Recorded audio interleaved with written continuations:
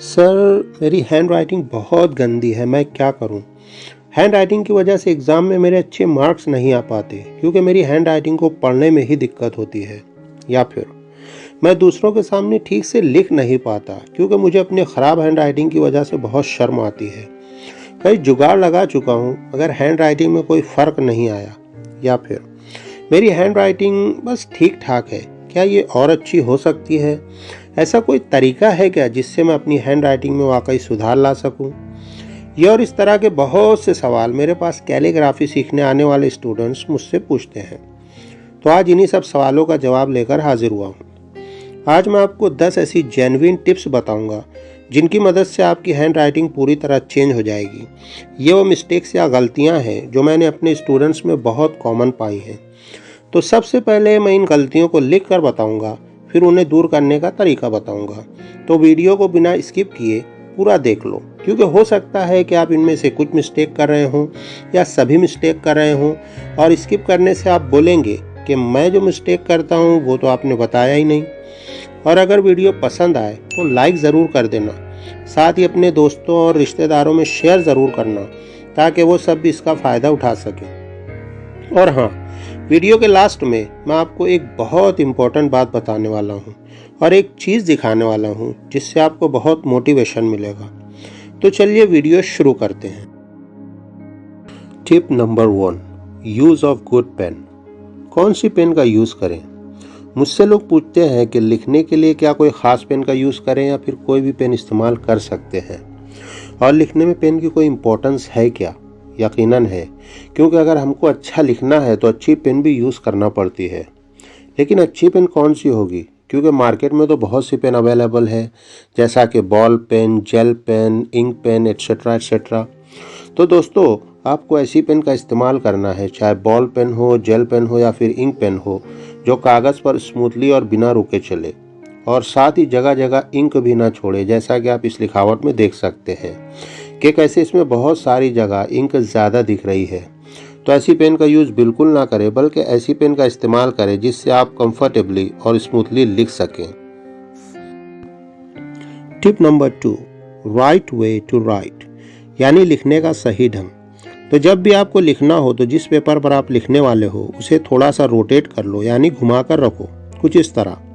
अगर दाएं हाथ से लिखते हो तो इस तरह रखो, और अगर बाएं हाथ से लिखने वाले हो मेरी तरह तो पेपर को ऐसे क्रॉस रखो। मतलब पेपर का ऊपर वाला हिस्सा थोड़ा निकला हुआ होना चाहिए। लेकिन मैंने देखा है कि बहुत सारे लोग पेपर को पूरा ही घुमा कर रखते हैं, जैसा कि आपको नज़र आ रहा है। इससे क्या होता है कि पेपर पर आप क्या और किस तरह लिख रहे हो ये समझ में ही नहीं आता, और लोग अंधाधुंध कैसे भी लिखते चले जाते हैं। याद रखो, अगर तुम्हें अच्छा लिखना है तो वर्ड्स किस तरह और कैसे बना रहे हो इसे देखना ज़रूरी है, और ये तभी होगा जब मैं जिस तरीके से बता रहा हूँ उसे वैसे ही लिखोगे तब। Tip number 3, pressure on pen.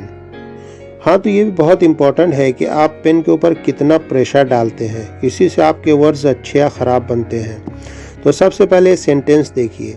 अब इसमें मैंने पेन पर काफ़ी प्रेशर डालते हुए लिखा है, तो आप देख ही रहे हो कि वर्ड्स कितने भद्दे लग रहे हैं।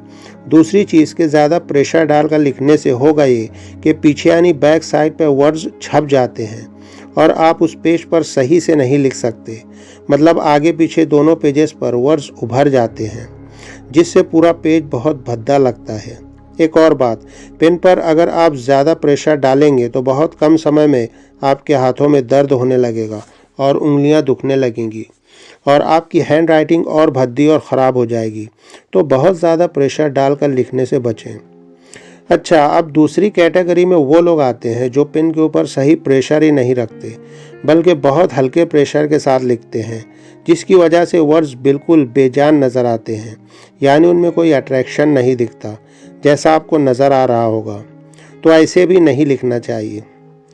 तो इस तरह जैसे मैं अभी लिख रहा हूँ, एक मीडियम ग्रिप के साथ वर्ड्स को बनाना चाहिए, जिससे आप आसानी से और देर तक लिख सकें, और साथ ही आपके लेटर्स भी बढ़िया बनेंगे। Tip number 4, size of the words, यानी तमाम वर्ड्स एक साइज में लिखना।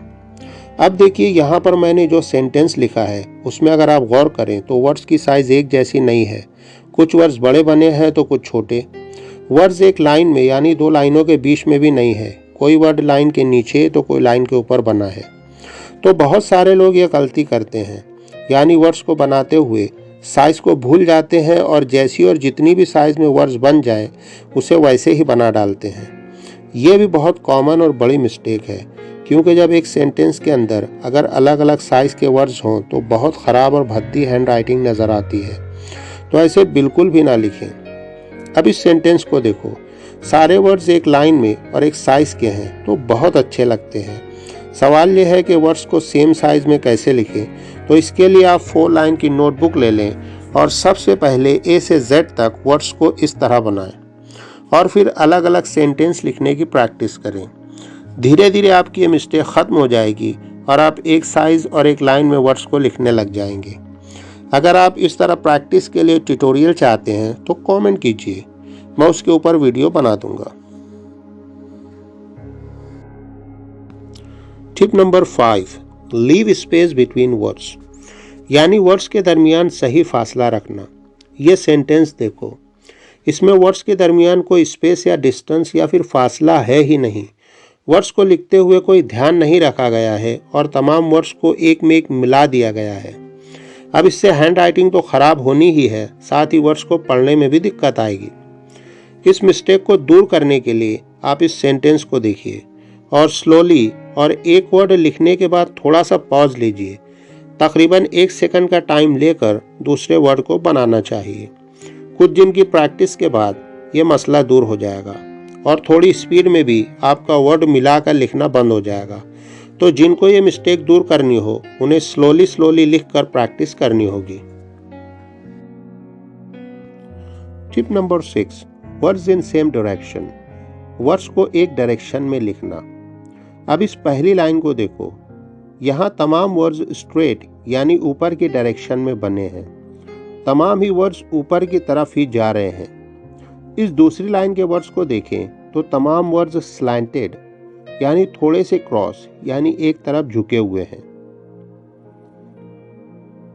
लेकिन अब इस तीसरी लाइन में देखो तो यहाँ कुछ वर्ड्स सीधे यानी स्ट्रेट तो कुछ क्रॉस यानी एक तरफ झुके हुए हैं। तो एक ही लाइन में आपको दोनों तरह के वर्ड्स बिल्कुल नहीं बनाने हैं, बल्कि या तो सिर्फ स्ट्रेट यानी सीधे या तो फिर क्रॉस यानी थोड़े तिरछे बनाने चाहिए। Tip number 7, different fonts in one sentence, यानी एक ही जुमले में एक ही लेटर को अलग अलग शक्ल और सूरत में लिखना। यहाँ पर देखिए, word a, word B, C, D, E, F, ji, H, जे, के, एम, एन और दूसरे लेटर्स भी। लेटर ए अलग अलग फॉन्ट्स में लिखा है। इसी तरह बी, सी, डी, ई, एफ, जी, एच, जे, के, एम और एन के फॉन्ट्स भी डिफरेंट हैं। अब देखिए कि किस तरह से इस सेंटेंस में एक ही वर्ड को अलग अलग फॉन्ट्स में लिखा गया है। तो आपने देखा कि कैसे एक लेटर को बहुत से लोग डिफरेंट तरीके से लिखते हैं, जिसकी वजह से हैंड राइटिंग में कोई अट्रैक्शन और ख़ूबसूरती नहीं होती। अट्रैक्टिव वर्ड्स बनाने के लिए आपको सभी जगह एक जैसे लेटर और एक ही फॉन्ट का इस्तेमाल करना चाहिए। अब इसके लिए आपको ट्यूटोरियल की ज़रूरत होगी, जिससे आप वर्ड्स को बनाने की प्रैक्टिस कर पाएंगे। तो मैं बहुत जल्दी सभी वर्ड्स को बनाने और प्रैक्टिस करने के लिए एक ट्यूटोरियल वीडियो बनाने वाला हूँ। तो आप इस चैनल से जुड़ जाएं और इसके लिए आपको क्या करना पड़ेगा, आपको इसे सब्सक्राइब करना होगा ताकि मैं जब भी इस तरह के वीडियो डालूँ आपको फ़ौरन नोटिफिकेशन मिल जाए। तो फिर अभी चैनल को सब्सक्राइब करके बेल आइकन को प्रेस कर दीजिए। शुक्रिया। Tip number 8, hold the line, एक लाइन में लिखो, इधर उधर मत भटको। मतलब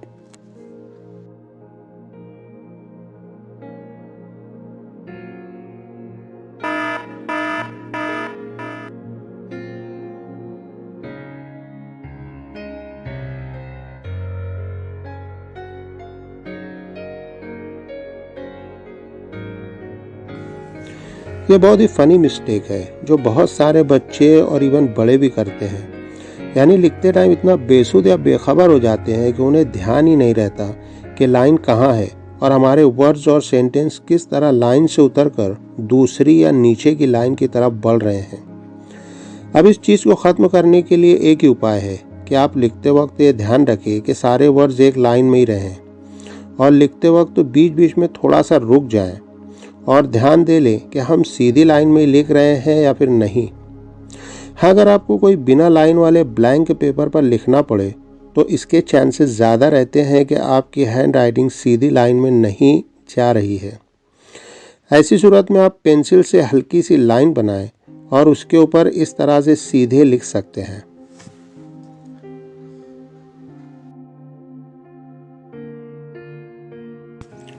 tip number 9, how much speed. हाँ, तो सबसे कॉमन क्वेश्चन है ये, कितनी स्पीड में लिखूं कि वर्ड सही भी हो और अच्छी स्पीड भी होना चाहिए। तो अब ये लाइन देखो, मैं किस स्पीड में लिख रहा हूँ। वर्ड्स देखो, कोई भी सही नहीं बना है। दोस्तों, अगर इस तरह से बिना रुके सुपर एक्सप्रेस की तरह लिखोगे ना तो यकीन मानो कभी राइटिंग सही नहीं होगी। अभी दूसरी लाइन देखो, मैं हर वर्ड एक स्पीड में नहीं बना रहा हूँ बल्कि किसी किसी वर्ड पर स्पीड थोड़ी स्लो कर देता हूँ और अलग अलग स्पीड में लिख रहा हूँ। तो लिखते टाइम हर वर्ड को एक जैसी गति या रफ्तार से मत लिखो बल्कि किसी किसी वर्ड पर पेन स्लो कर लो। इसी से वर्ड्स अच्छे बनेंगे और साथ ही स्पीड में भी लिखना आ जाएगा। लेकिन शुरू में प्रैक्टिस करते टाइम थोड़ा और ज़रूर लग सकता है, लेकिन अच्छी प्रैक्टिस के बाद यकीनन फ़ायदा होगा। और इस तरह लिखने से कितना वक्त बच जाएगा, मुश्किल से पर पेज 1 या 1.5 मिनट ज़्यादा लगेंगे, लेकिन हैंड राइटिंग तो खूबसूरत हो जाएगी ना। Tip number 10, some letters are hard to write. Sir, ये लेटर्स हमसे हमेशा ही गलत बनते हैं, ये कहना था मेरे कुछ स्टूडेंट्स का। कौन से लेटर्स है वो? स्मॉल ई, स्मॉल एम, एन, डब्ल्यू और एस। तो वो स्टूडेंट्स इन्हें किस तरह से बनाते हैं पहले वो देख लो। तो कभी ये गलती तो कभी इस तरह के लेटर्स। अब देखो कि इन्हें सही बनाने का तरीका क्या है। तो लेटर ई पर यहाँ पर थोड़ा सा पॉज देना ज़रूरी है। एम और एन पर भी यहाँ थोड़ा रुको और डब्ल्यू ऐसे बनाओ और एस पर भी थोड़ा स्पीड कम करके पॉज देकर लिखो।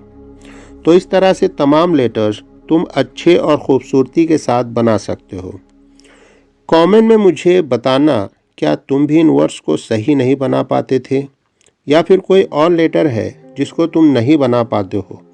ज़रूर बताना, हो सकता है हम उस पर भी एक अलग से वीडियो बना दें। तो दोस्तों, ये थी वो 10 मिस्टेक्स और उन्हें दूर करने के लिए टिप्स। मुझे उम्मीद है वीडियो आपको पसंद आया होगा। पसंद आया हो और अगर आपने इसे अभी तक लाइक नहीं किया है तो लाइक कर लें और साथ ही सब्सक्राइब भी कर लो यार, क्योंकि अब आपको इस तरह के वीडियो आगे भी मिलने वाले हैं। वीडियो के शुरू में मैंने आपसे कहा था कि मैं आपको एक इम्पॉर्टेंट बात बताने वाला हूँ। तो दरअसल वो इम्पॉर्टेंट बात एक सवाल है कि क्या आप जो हैंड राइटिंग में अभी लिखते हो उसे पूरी तरह चेंज किया जा सकता है। तो इसका जवाब है यकीनन। आपकी हैंड राइटिंग कंप्लीट चेंज होकर एक बहुत अच्छी हैंड राइटिंग में बदल सकती है, अगर आप चाहें और सही से प्रैक्टिस करें तो। इसके लिए मैं आपको मेरे एक स्टूडेंट की हैंड राइटिंग दिखाता हूँ, जिसने कुछ ही दिन बाद अपनी हैंड राइटिंग पूरी तरह चेंज कर ली है। पहले उसकी हैंड राइटिंग कुछ ऐसी थी, लेकिन उसे सीखते कुछ दिन ही हुए हैं और आप उसकी हैंड राइटिंग को देख सकते हैं कि कितना बड़ा फ़र्क आया है। तो आपकी हैंड राइटिंग भी इसी तरह चेंज हो सकती है। तो दोस्तों, आप मुझे इंस्टाग्राम और फेसबुक पर भी फॉलो कर सकते हैं। मैं अब आपसे मिलूँगा एक ट्यूटोरियल वीडियो के साथ। तब तक के लिए goodbye and happy hand writing.